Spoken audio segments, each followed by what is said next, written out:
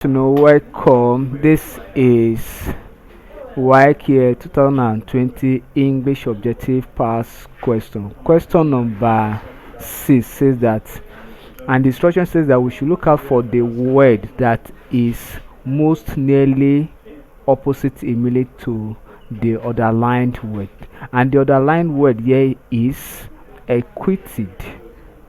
Acquitted. Acquitted is the underlined word. And acquitted is a legal word or a legal term. It's a legal term. And in acquitted,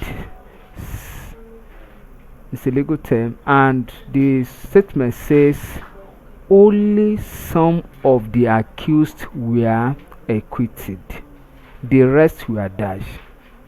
Only some of the accused were acquitted, the rest were dashed. Option A says remanded. That is, remanded is same as acquitted. That is, to keep somebody in cell. That is, to keep in cell. Then option B says convicted. The convicted is same as acquitted. Acquitted and remanded. Yes, also to keep in cell. Then detained. Option C is detained.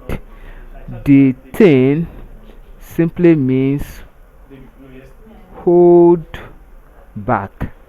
When you hold back in and hold back, or accused person, or accused person.